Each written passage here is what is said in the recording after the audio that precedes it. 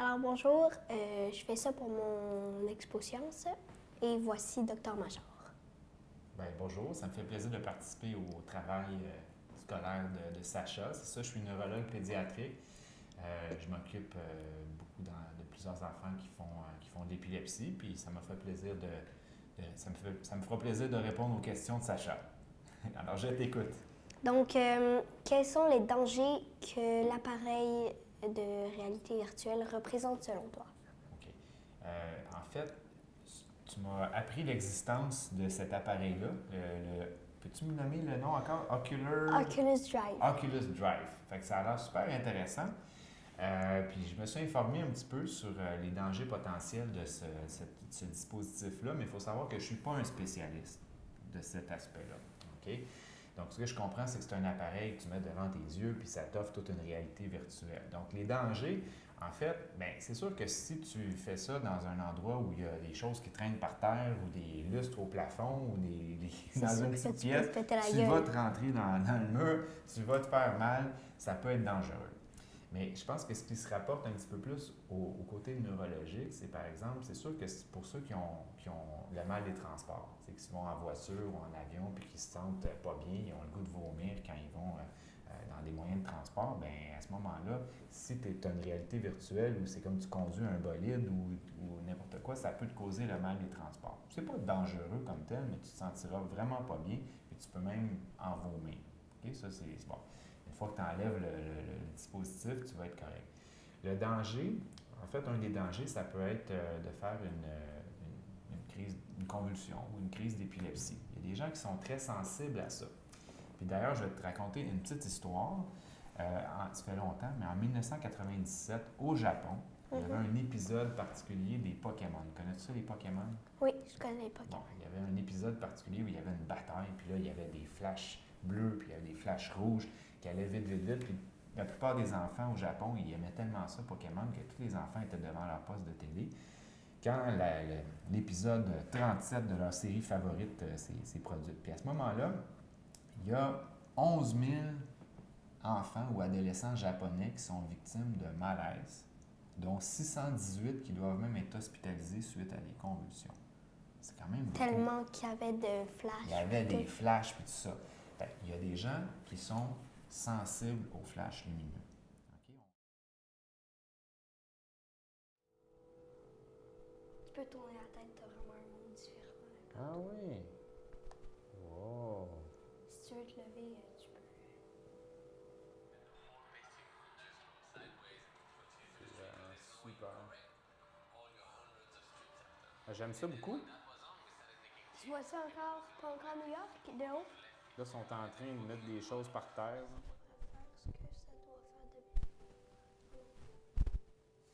Ce que ça doit faire de... Merci de m'avoir fait découvrir ce petit gadget. C'est vraiment bien. Bienvenue. OK, ben juste avant de reprendre avec les questions, comment t'as trouvé ça? J'ai trouvé ça vraiment impressionnant. C'est incroyable tout ce qu'on peut voir, c'est 360 degrés. Quand on bouge la tête, on voit toute la ville de New York. C'est vraiment impressionnant. Puis ça peut être une belle façon de voyager ou de faire plein d'activités virtuelles. C'est super. C'est parce que moi aussi, je l'ai essayé, mais ce qui m'aurait vraiment fait triper, c'est s'il y avait peut-être une caméra, puis t'aurais pu voir tes mains. Ça m'aurait vraiment fait triper. Un peu suggestion pour l'améliorer encore plus. Ouais. C'est ça, on peut passer aux questions. Oui. Est-ce que tu penses que toutes les restrictions que les compagnies mettent sont vraiment nécessaires? Je vais être honnête, je ne peux pas vraiment juger des restrictions à ce moment-là. Je pense que la compagnie n'a pas le choix de mettre des restrictions pour un peu se protéger parce que c'est quand même assez puissant comme machine. Donc, puis comme je te dis, je ne suis pas assez spécialiste pour pouvoir te dire vraiment quel est le poids ou vraiment l'importance de toutes ces restrictions-là.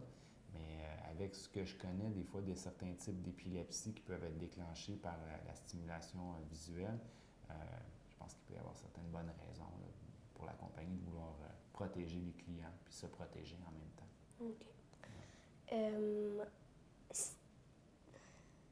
Quelle partie de l'appareil est dangereuse selon toi?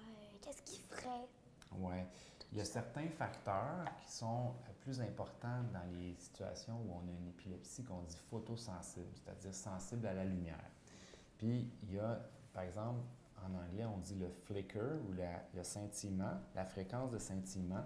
Quand ça scintille à une fréquence entre 9 et 18 Hertz, des Hertz, c'est des scintillements par seconde, c'est là que le risque est le plus grand. Il y a aussi quand le contraste est grand, beaucoup de contraste entre par exemple, du bleu, du rouge, du noir, du blanc, quand il y a beaucoup de contraste, quand c'est très brillant. Aussi, quand on a une courte distance entre la personne puis la source de lumière. Ouais. Puis également, en fait, ça, c'est une question que les yeux soient ouverts ou fermés, ça n'a pas vraiment d'importance, là, parce que même quand les yeux sont fermés, la lumière va aller sur les paupières. Ouais. Elle va peut-être être un peu moins intense, mais elle va quand même diffuser beaucoup. Fait qu'il y a ces facteurs-là qui vont jouer beaucoup. C'est sûr que c'est dépendant de ce qui est montré à la machine, c'est sûr. Parce que c'est ça, moi je me disais aussi que c'est moins dangereux, même que les jeux vidéo qui vont être vraiment comme tellement stimulants. Oui, mais encore une fois, ça dépend. Ça, c'est parce que c'est direct sur tes yeux, c'est probablement très brillant, la source est proche, ça dépend de ce qui est projeté. D'ailleurs, il y a des règlements un peu qui ont été proposés pour les compagnies, par exemple, de télé, pour les dessins animés, pour pas justement qu'il y ait les mêmes problèmes qu'avec l'émission Pokémon, en fait, pour pas qu'ils fassent du scintillement dans ces fréquences-là. Fait qu'il faudrait s'assurer, il faudrait que la compagnie s'assure de faire attention aux facteurs que je viens de mentionner pour ne pas faire exprès pour déclencher des convulsions chez ses clients, en fait. Si tu étais parent, est-ce que tu le ferais essayer? Une question piège, hein? Ouais. C'est une question piège. En fait, Parce que es-tu parent? Oui, j'ai 3 enfants. J'ai un enfant qui va avoir 11 ans dimanche, une fille de 8 ans, puis une petite fille de 5 ans. Bon, ben, le ferais-tu essayer à tes enfants? Essayer. Écoute, moi, je pense que je l'essaierais moi-même avant, voir de quoi ça a l'air. Ouais. Puis, probablement, dépendrait. mes enfants, ils n'ont pas d'épilepsie.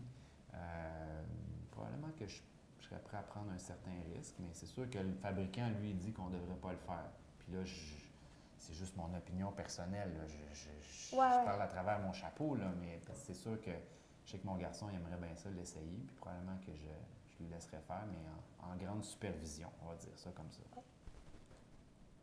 Puis juste, qu'en penses-tu de tout ça, de juste la machine puis tout? Moi, je pense que c'est super intéressant.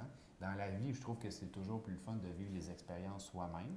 Hein, si j'avais pu être dans l'hélicoptère avec le monsieur puis voir New York de haut, moi-même dans l'hélicoptère, ça aurait été encore plus parfait, mais on n'a pas toujours cette chance-là. Donc, pour apprendre certaines choses, pour vivre des expériences intéressantes, bien, je pense que ça peut être c'est une super bonne idée, puis ça peut être intéressant. Puis à mesure que la technologie va se développer, ça va être plus sécuritaire probablement, puis ça va être encore plus intéressant.